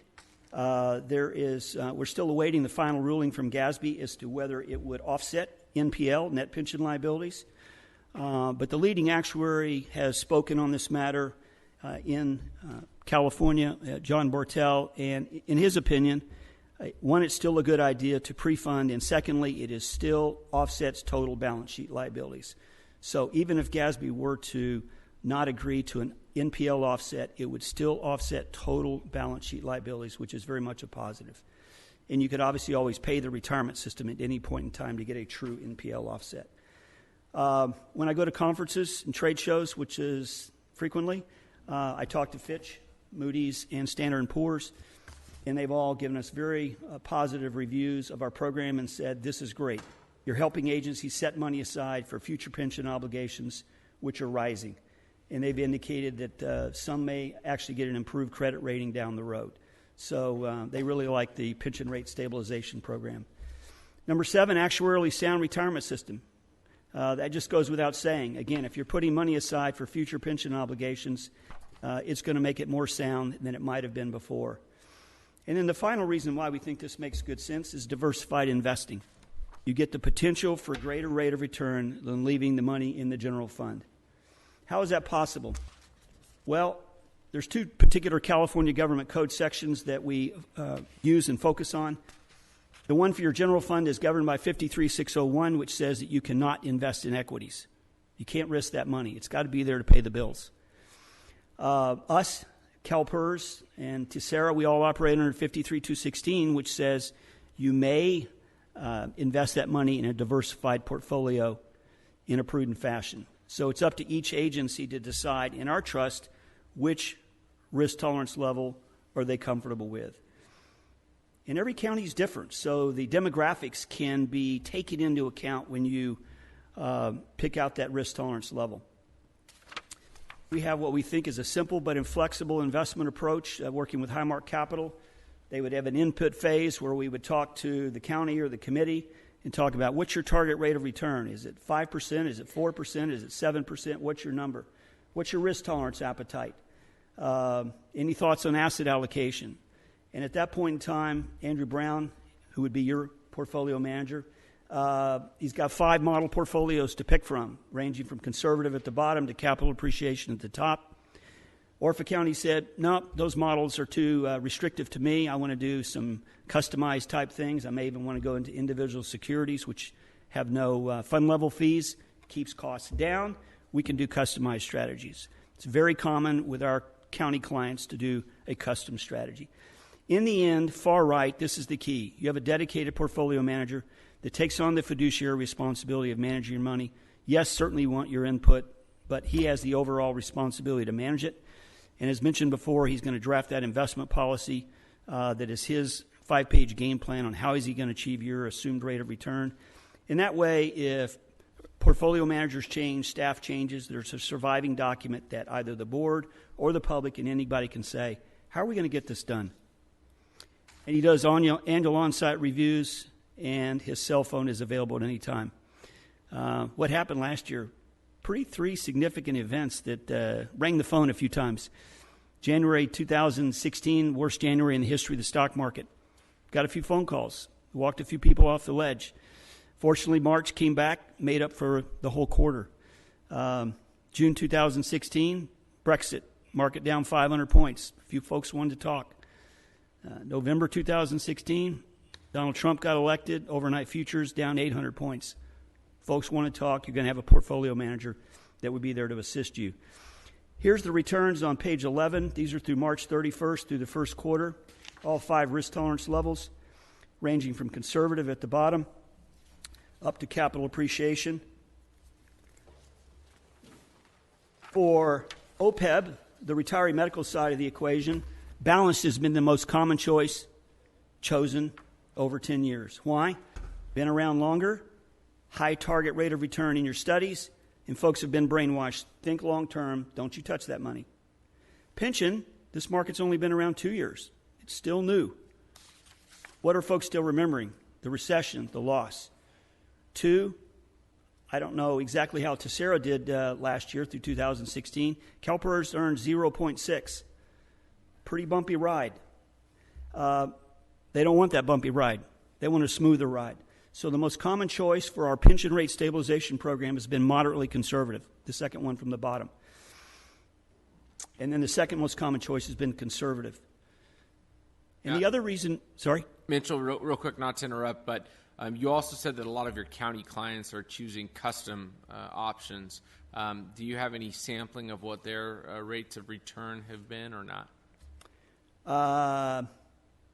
Because I know they're unique, and you'd have to mention the county specifically by name, and I don't know that you want to do that, but I was just kind of curious if that seems to be a more popular direction for our county counterparts. I'm curious as to what some of their returns have been. Sonoma's the one I remember the quickest because they were our first OPEB client. And when we had our startup meeting, Rod Dole says, your target is the same as the retirement system. I said, what's that? And he said, 8%. I went, oh my gosh, we don't have a strategy for 8%. And what you see now that's called capital appreciation was the original Sonoma County strategy. Okay. Unfortunately, over 5 years, it's earning 8.39. So it's done the job. Okay. There's a whole mix in there of other ones I'm not as familiar with off the top of my head, Supervisor. But I think the key point is that if choices conservative and moderately conservative have been the most common on pension rate stabilization, that tells us 2 things. One, they want a softer ride. They'll take 4% all day long. And 3, this is key, shorter term use for the money, we think. Again, on the CalPERS agency side, they know they've got a rate increase coming in 5 years that's going to be 75 to 100% of their ARC. I don't know what your numbers are exactly, but the bottom line is the money is there shorter term if you need it. So go conservative. I've got some sample funding policies here just so you can kind of get an idea of what other agencies have done as to what how they've come up with their seed money. Riverside County had $2 million that they put in, and it was from a county liability management fund. There was a year-end balance. Solano County, they had $19 million burning a hole in their pocket 2 years ago. We didn't have our IRS approval. They said, we trust you. Get that trust set up. Let us put the money in, but put language in the trust that says if you don't get IRS approval, we get it back. Fortunately, we got IRS approval. Humboldt County, Placer County, $2.9 million coming in. And then Nevada County has taken some of the money that they would have put into other funds. So that's just a sample of funding policies there.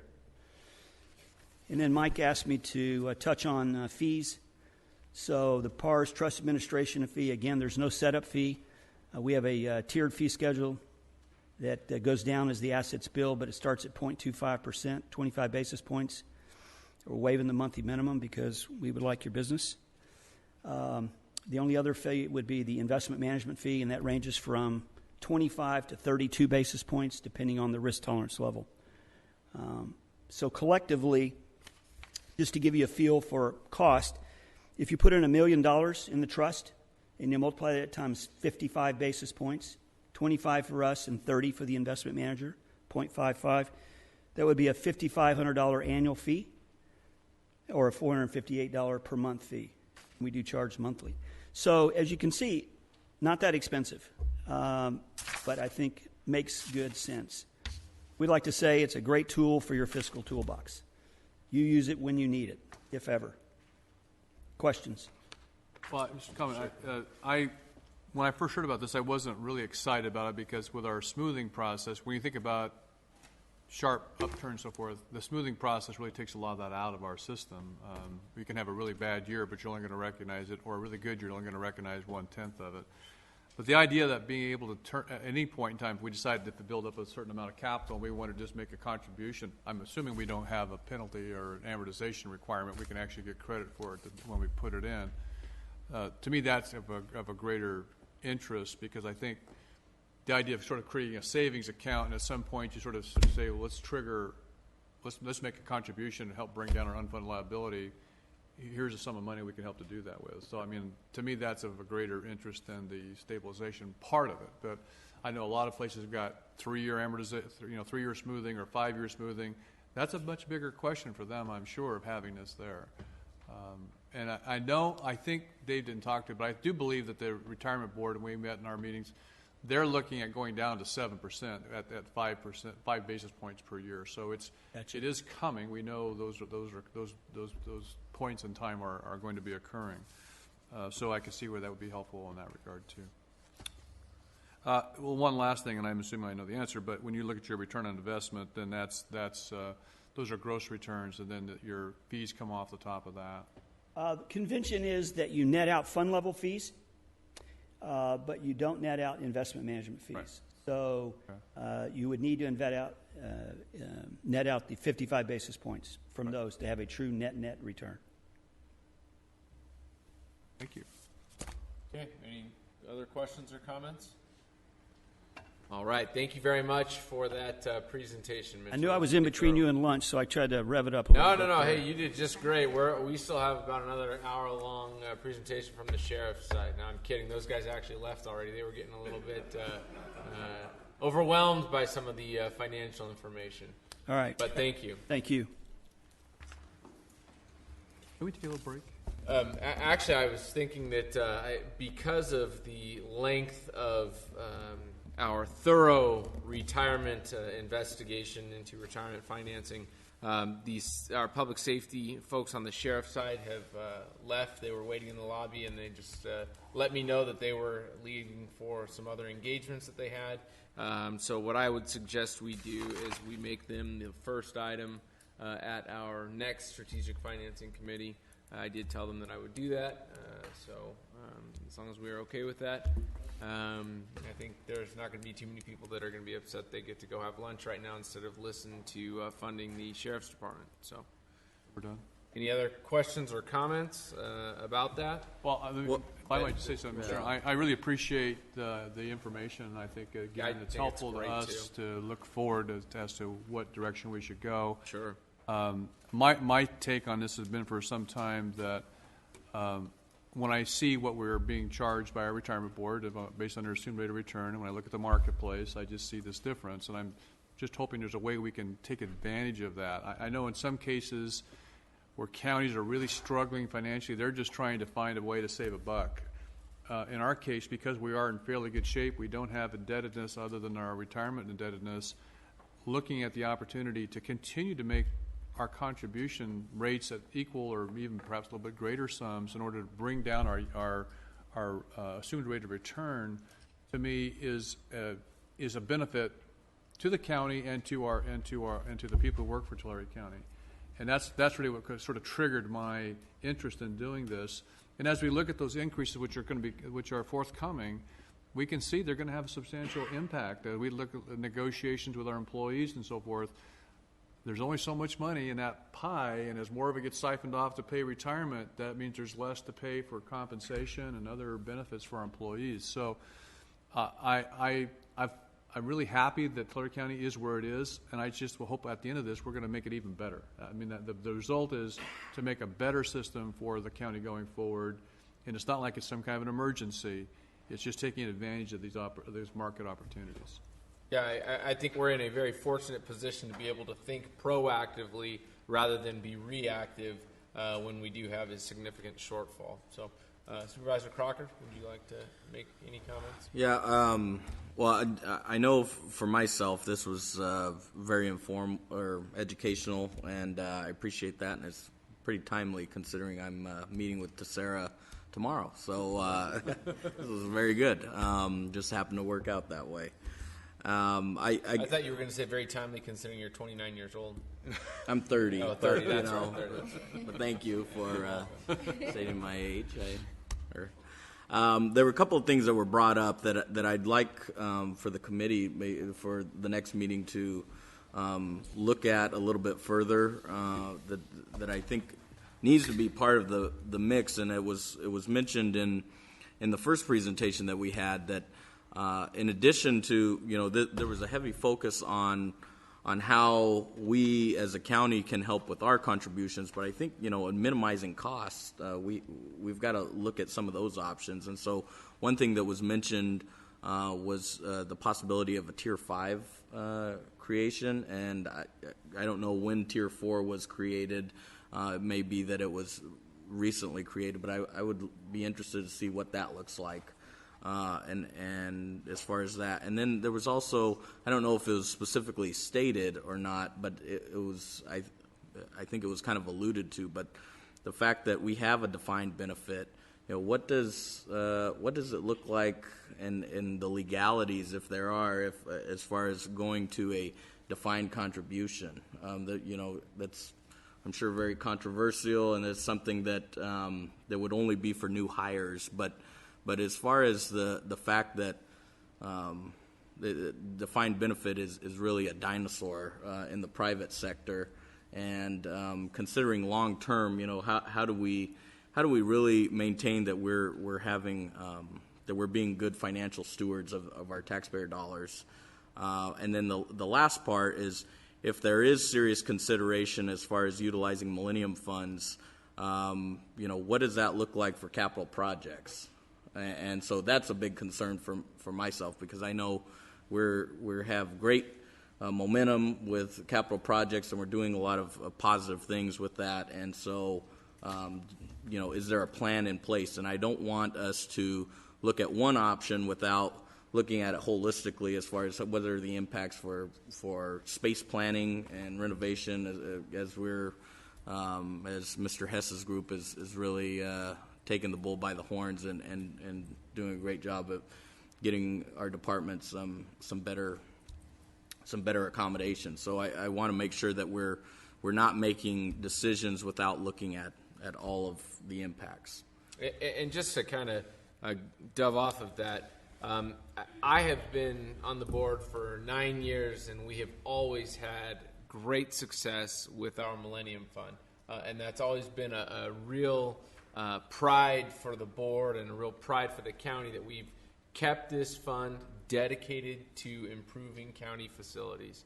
And so the thought that we would securitize that, or even take some of the excess earnings out of that, it really makes me a little bit nervous, because we have stood by a principle of keeping that money towards capital needs rather than using it for labor needs or any other general need that the county has, and I don't really want to see us leave that. I will say we did not know about the Section 115 trust fund, but we as a county have actually set aside a couple of $1 million over the last few years into a pension stabilization type fund, and so seeing that we can actually put that money that we've already set aside into a fund that has higher earnings potential for us, that's a real opportunity that I see immediately that could come out of this